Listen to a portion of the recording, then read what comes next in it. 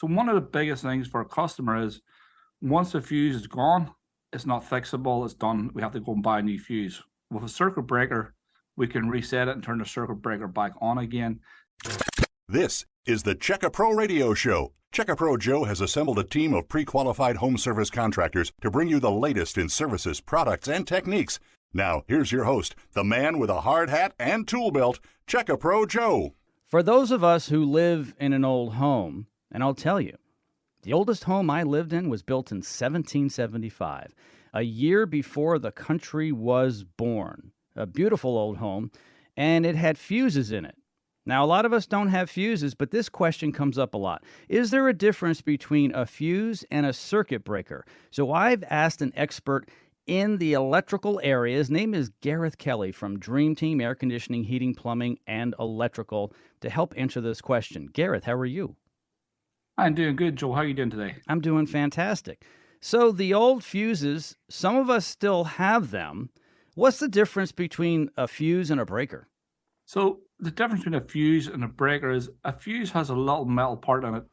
Once that circuit gets overloaded, that little metal part burns and turns the electric off to the circuit. With a circuit breaker, it's got the same type of function, and only it trips the circuit breaker. It's got mechanical things inside, and it heats up the same as the metal part would do, but it trips the breaker. So one of the biggest things for a customer is once the fuse is gone, it's not fixable, it's done. We have to go and buy a new fuse. With a circuit breaker, we can reset it and turn the circuit breaker back on again and find out what was causing that circuit to overload and then remedy the problem. It really is that simple. One nice thing about a breaker today is if it is tripped, it will turn off the power, but you can go back and you can flip it back on, and if it stays on, it may have been a one-off type thing, literally a one-off type thing. If it continues to do that and it heats up, you definitely have to call Gareth at Dream Team. What happens when it continuously trips and it gets warm? So when it gets warm, it continuously trips. It means there's a problem in the circuit. So somewhere down the line, it could have overloaded and it won't turn back on again due to heat. But normally when the circuit breaker doesn't turn back on again, it means there's a short circuit or something is affecting that circuit. There's a problem in that circuit. And it could be anywhere from the fuse box to the very last device or outlet or switch or light fixture on that circuit or anywhere in between.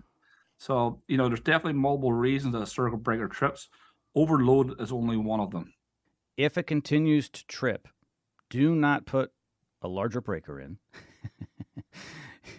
It's against code and it's dangerous. And the reason why it trips, everybody, is because it is designed to keep the wires from overheating, and it could literally burn your house down. So you want to call a qualified electrician.